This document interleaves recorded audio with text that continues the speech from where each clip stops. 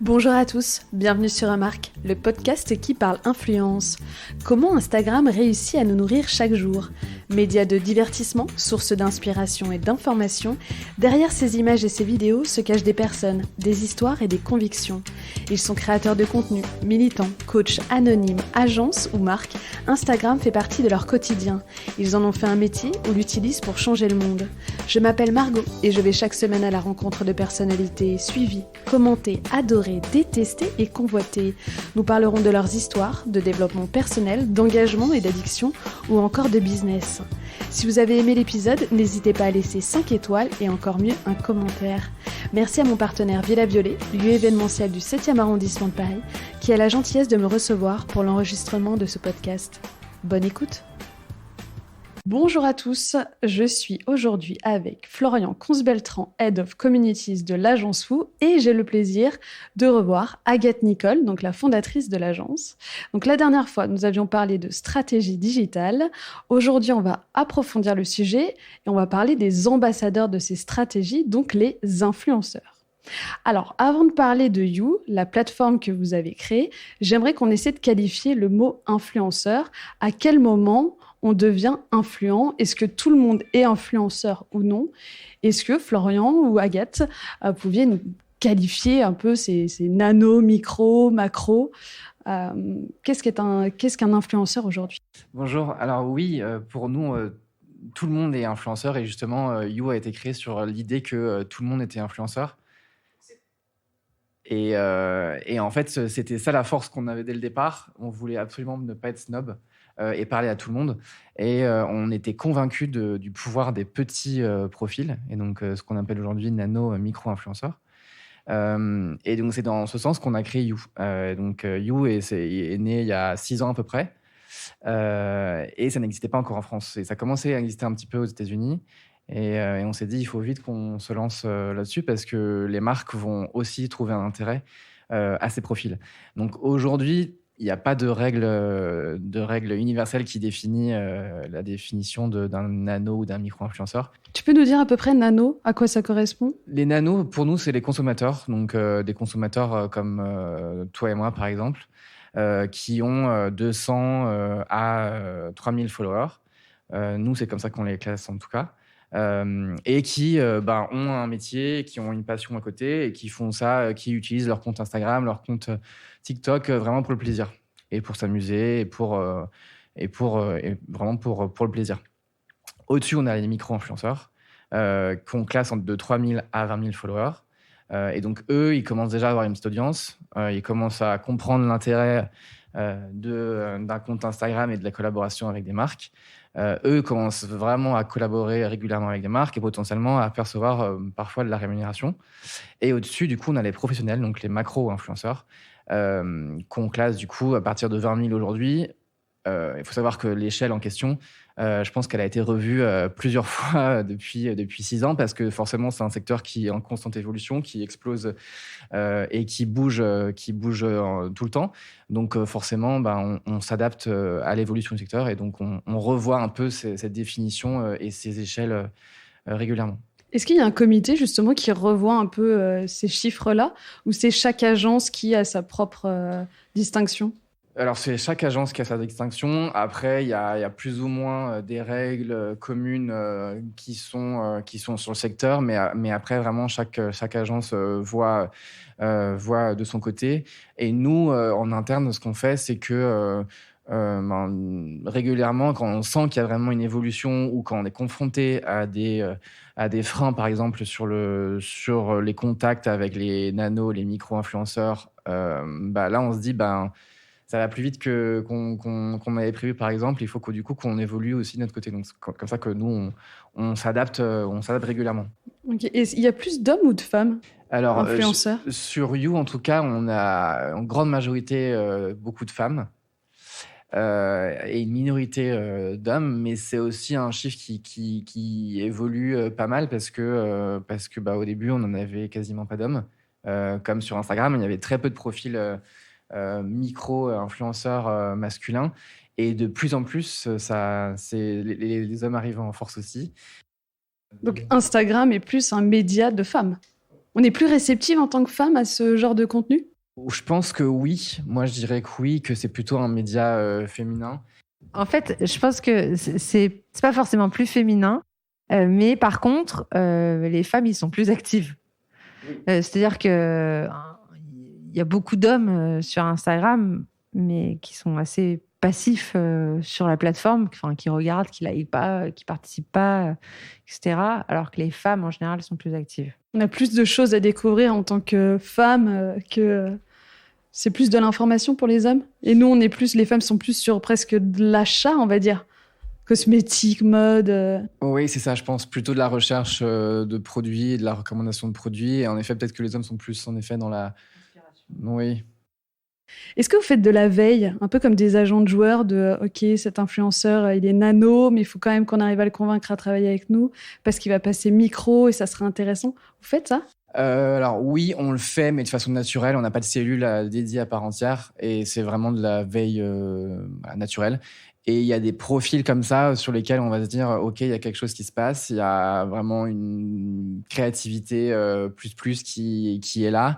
Et dans ce cadre, nous, on va vraiment essayer de pousser ce profil et donc et de le faire aussi grandir grâce à des collaborations qui pourraient aussi l'aider.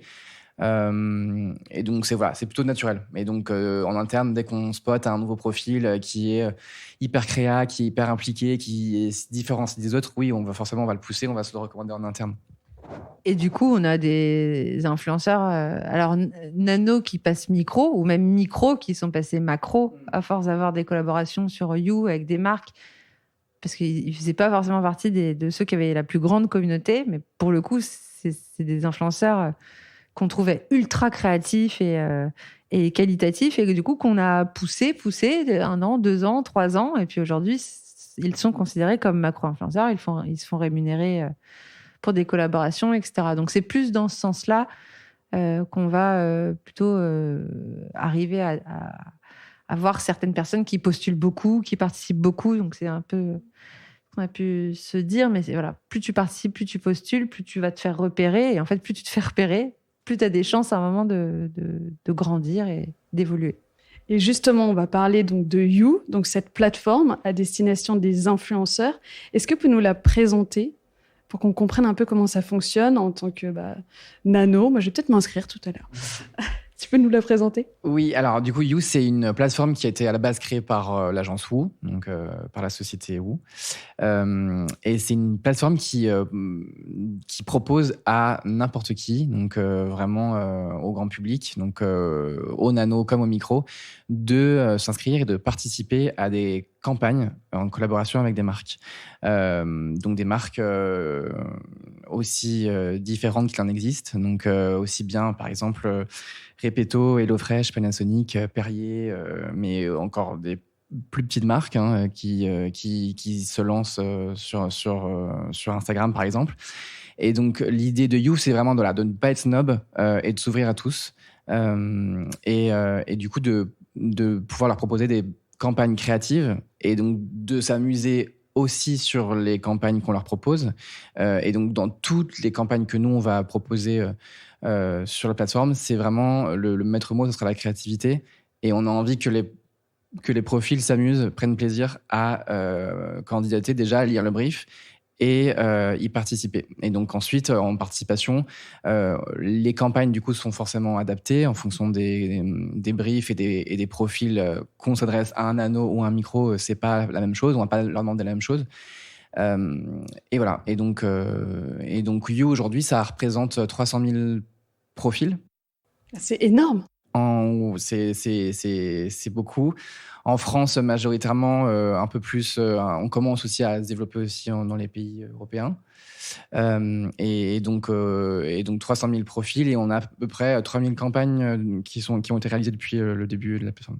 Et ça a été créé quand? Ça a été créé il y a 6 ans, 6 ans à peu près. Et il y a combien de personnes à répondre à peu près à chacune des campagnes? Chaque campagne a forcément un critère, a une spécificité. Donc du coup, nous, notre technologie permet aussi de cibler et d'afficher des campagnes au profil affinitaire. Donc l'idée, c'est pas de créer de la frustration et proposer les campagnes qui s'adressent à des profils particuliers.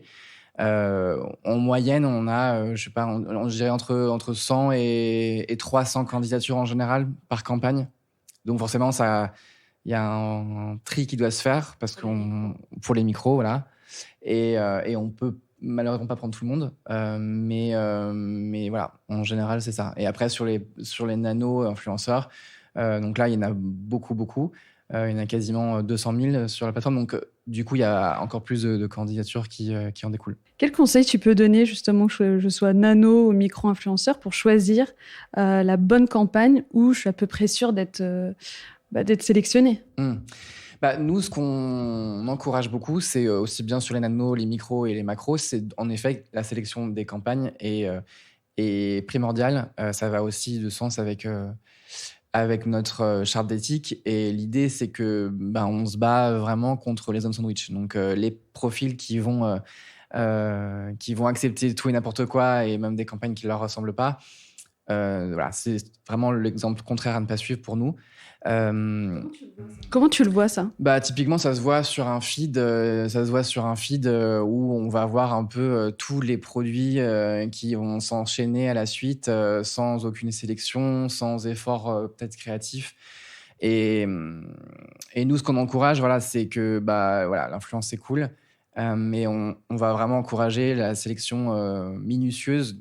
Est-ce que la marque me plaît? Est-ce que le produit me plaît? Est-ce que c'est un produit que j'aurais pu acheter naturellement sans cette campagne? Voilà, plein de questions qui peuvent, qui vont faire que oui, forcément, je suis logiquement potentiellement pertinent pour cette campagne. Et donc, c'est ce genre de questions qu'on va vraiment pousser. Qu'est-ce qui te séduit sur un feed d'un nano-influenceur? Tu vas aller sur son profil. Est-ce qu'il faut avoir un joli feed très esthétique ou alors plutôt quelque chose d'authentique? Vous préférez les vidéos maintenant ou alors les posts? Je dirais que ce serait l'équation entre tout ça, forcément. Non, mais oui, de la créativité, si possible, mais chez un nano, c'est pas vraiment forcément ce qu'on va chercher. Ce sera l'authenticité avant tout. Et oui, ce sera l'authenticité. On veut des profils, des vrais profils, donc des profils qui vivent une vie normale, pas que avec des partenariats sur Instagram, par exemple, mais qui vivent une vie entre amis, en famille, et qui de temps en temps vont participer à des campagnes. Et en fait, pour une marque, ce sera un peu le Graal en termes de profil, parce que ce sera un profil qui sera pas surconsommé en termes de marque et voilà. Justement, on parle de taux d'engagement sur ces profils. Est-ce que tu peux nous rappeler ce que c'est?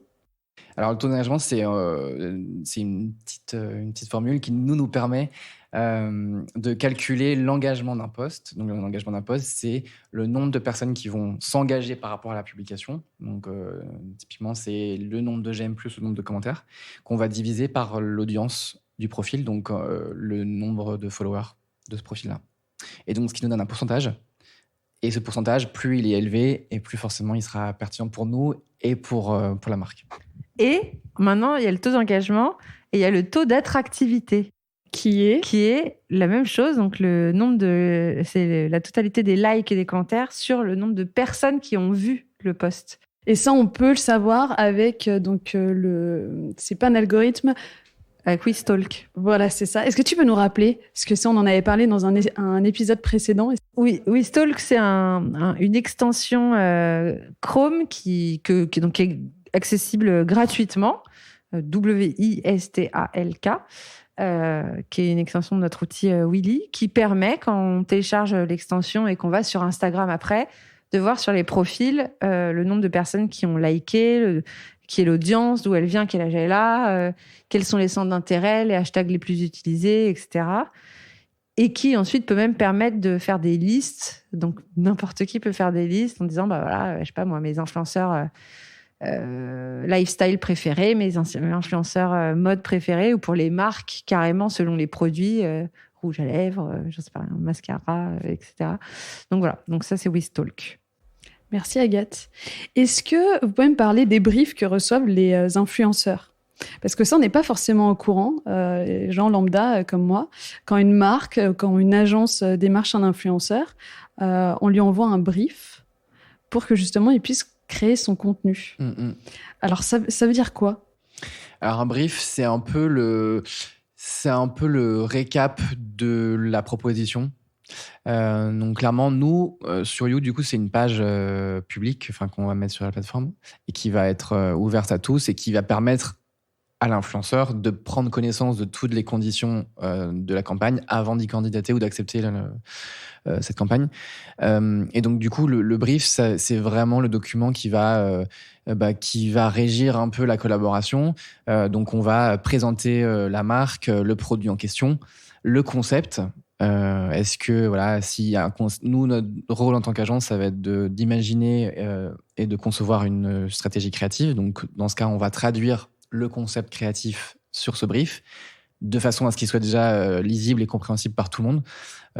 Parce que à la base, c'est des planeurs stratégiques qui imaginent ça, donc faut qu'on le traduise au grand public.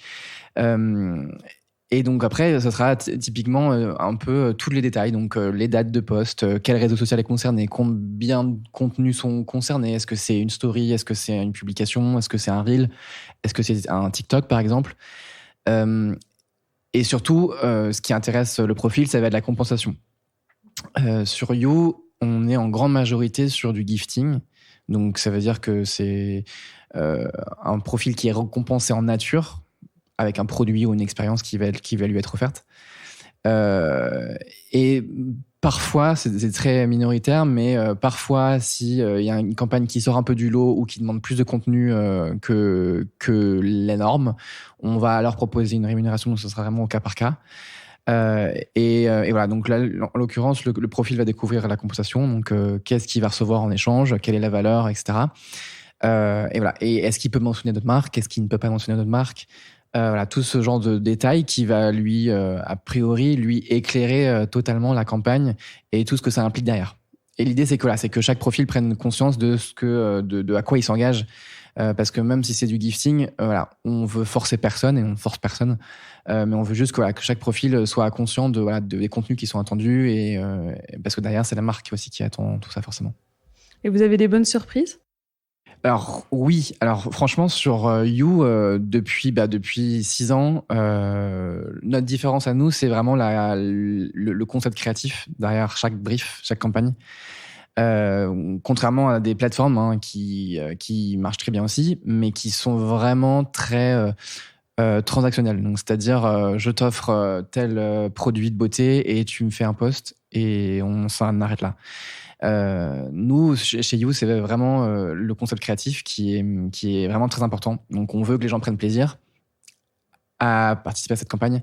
Et donc, à chaque fois, le retour qu'on a sur ces campagnes, c'est des profils qui sont hyper contents de s'être dépassés parce qu'ils ont pu, grâce à ce brief, aller plus loin, faire un shoot qu'ils avaient jamais encore pu faire en extérieur, en studio, etc. Et voilà. Et donc j'ai oublié la question. Si tu avais des bonnes surprises. Oui, et donc du coup, on a pas mal de pépites depuis 6 ans qui, comme ça, se sont vraiment révélées au travers de campagnes chez You et ailleurs. Mais du coup, c'est des profils qu'on suit avec intérêt et qui, à chaque fois, nous dépassent vraiment et on est hyper surpris. Et franchement... je pense ça égale un niveau professionnel. C'est génial. Je pensais pas du tout que ça existait, ce genre de plateforme. Ce qu'on fait généralement, c'est sur notre Instagram @you.paris, on retrace toutes les campagnes qu'on gère et à chaque fois on sélectionne les meilleurs contenus qu'on reçoit et du coup ça montre un peu en fait le niveau des publications qu'on peut avoir autour de You et c'est ça qui fait vraiment la force selon moi de cette plateforme vs d'autres par exemple. On peut aussi mettre des campagnes si on est une association, une fondation, si on a un projet plus écologique, on va dire. C'est possible de mettre ce genre de campagne sur You pour attirer des influenceurs ? Alors oui, du coup, c'est aussi la grosse différence de You. On a lancé YouCare il y a 3-4 ans. Et en fait, c'était le fruit d'une réflexion qu'on avait cette communauté à disposition. Donc, on avait plus de 200 000 à cette époque profils, et donc ce qui représente des millions et des millions de followers derrière. Donc, c'est énorme en termes d'audience. Et on s'est dit, on a cette audience. À côté, on a des projets, des idées qui nous tiennent à cœur et qu'on aimerait potentiellement aider. Et donc, on s'est dit, il faut absolument qu'on crée quelque chose pour ça. Et donc, c'est là qu'est né YouCare, qui permet du coup aux associations d'un côté de déposer leur campagne et donc de toucher une cible plus large, de faire connaître leurs projets, leurs causes. Et de l'autre côté, à notre communauté de 300 000 personnes, de pouvoir avoir aussi, mettre à disposition leur audience, non pas seulement à des fins commerciaux, mais à des fins de éthiques et solidaires, et qui permettent de choisir clairement les projets qu'ils ont envie de soutenir. Et donc ça, c'est entièrement gratuit pour les associations. Donc, on met vraiment à disposition WeDrive, on a parlé dans l'épisode d'avant, aux assos. Et donc, dans ce sens, ça leur permet vraiment de recruter autant de profils qu'ils ont envie de recruter pour gagner en notoriété et en image. Et vous avez beaucoup d'associations qui souhaitent communiquer justement via YouCare ? De plus en plus, on a fait beaucoup de campagnes, notamment pendant la crise sanitaire. On a tout type de campagnes, aussi bien des campagnes sociales comme Action contre la faim, Téléthon, des campagnes liées à la défense de l'environnement, à la protection animale, avec Seconde Chance par exemple, avec Forest Action. Vous êtes les seuls sur le marché à faire ça ? Il me semble. Et les influenceurs arrivent à jouer le jeu, ou au moins à s'intéresser à ce genre de campagne-là ? Ouais, alors nous, on les pousse beaucoup. Enfin, on pousse beaucoup ces campagnes auprès de notre communauté. Honnêtement, c'est hyper naturel pour eux. Alors, tout le monde ne le fait pas, malheureusement. Mais en tout cas, ceux qui le font, ils le font vraiment. Et c'est ça qui est le plus important. Et donc, nous, on va aller essayer de récompenser ces personnes-là sur la plateforme en leur offrant des points en plus, etc., qui gagnent, par exemple, quand ils parrainent des amis. Des choses de ce type pour les inciter à participer et à relayer au maximum ce genre de campagne. Vous pensez que les influenceurs ont un réel rôle à jouer justement sur la diffusion de ces informations-là ? Clairement, je pense que c'est ce qui fait la différence entre un profil et un autre, en fait, un profil qui prend vraiment le temps de mettre à disposition sa communauté et son audience pour pas seulement des partenariats et des cadeaux. Oui, clairement, pour moi, c'est essentiel. Et puis surtout, ça donne un sens positif au mot influence, comme on en parlait, qui peut parfois être mal vu. Mais l'influence, c'est aussi partager, s'engager, donner son point de vue. Et puis, si on peut avoir une influence positive pour des causes, je pense que c'est assez important. Et ça, c'est quelque chose, je pense, qui est depuis 2021 qui ressort beaucoup et qui va continuer, je pense, en 2022. C'est que les gens ont besoin de s'engager, les gens ont besoin de ne pas parler que de produits, mais de donner aussi un sens à ce qu'ils font. Et j'ai bon espoir que ça permette aux associations d'être plus mises en avant et aux gens, en fait, de se sentir aussi peut-être plus à l'aise et mieux dans leurs bottes quand ils parlent parfois de certains produits, en parallèle parler aussi de certaines causes qui sont importantes. Pour terminer, est-ce que vous pouvez nous rappeler donc la démarche ? Je suis nano, micro, macro, influenceur. Je souhaite m'inscrire sur You. Où est-ce que je vais ? Je crois qu'il faut que aussi notre profil soit relié au profil Facebook. J'ai tenté. Et ça aussi, je savais pas qu'il fallait être relié avec Facebook. Est-ce que tu peux nous expliquer la démarche ? Ouais. Alors, pour l'accès, c'est simple. On a sorti le nouveau site il y a quelques jours. Donc, dans tous les cas, c'est direction you.paris. Et qu'on soit nano ou micro-influenceurs, nous, on les appelle chez nous les ambassadeurs d'un côté pour les nanos et les créateurs de l'autre pour les micros. Ils ont une page dédiée sur le site, donc tout leur expliquer. Le login, pour l'instant, est différent. Bientôt, on aura une future plateforme qui rassemblera tout. Mais du coup, quand tu es ambassadeur, faut juste avoir un compte Facebook et l'inscription se fait simplement via Facebook. Donc, c'est le plus simple. Et quand tu es créateur, aujourd'hui, en effet, on est lié techniquement à l'API Instagram pour expliquer un peu. Et en fait, pour récupérer tous les contenus d'une campagne que l'influenceur fait, on est obligé de passer par cette API. Donc, tu peux nous définir API, ce que ça veut dire ? Alors, l'acronyme, je ne pourrais pas te le dire. Qu'est-ce que ça signifie, en fait ? En clair, c'est un système d'information qui fait qu'on est lié à Instagram et qu'on peut aller récupérer certaines informations. Donc, en gros, on va aller récupérer les informations qui sont liées aux campagnes et aux profils concernés, et seulement ces informations. Et donc, pour avoir ça, il faut forcément qu'on ait un compte Facebook, et donc qu'on ait aussi surtout un compte Instagram qui soit professionnel ou créateur et qui soit lié à une page Facebook. Donc c'est un peu technique, mais on explique tout ça sur le site. Donc en général, les créateurs sont habitués à ce genre de process, et donc c'est simple. Et voilà. Et donc tout expliqué, et ensuite il suffit juste de passer cette étape, et ensuite du coup vous avez accès à toutes les campagnes qui correspondent à votre profil. Donc à l'inscription, vous allez dire est-ce que je suis plutôt foodie? Est-ce que je suis plutôt créatif? Quels sont mes intérêts? Est-ce que je suis fan de sport, de moto, d'animaux? Et du coup, ensuite, nous, on va forcément aller te proposer les campagnes qui correspondent à ton profil. Et puis, ça peut être n'importe quelle page Facebook. Si vous avez créé une page Facebook pour votre animal, pour votre ancien groupe de je sais pas quoi. Enfin, au final, c'est contraignant. C'est pas nous, c'est Facebook, Instagram qui l'impose. Mais au final, c'est pas si contraignant. Il suffit en fait, vous faites une page, ou vous en avez déjà une. Moi, je l'ai reliée à celle de mon chien que j'avais fait à l'époque, mais qui avait pas d'amis. Et puis, en fait, ça suffit. Voilà.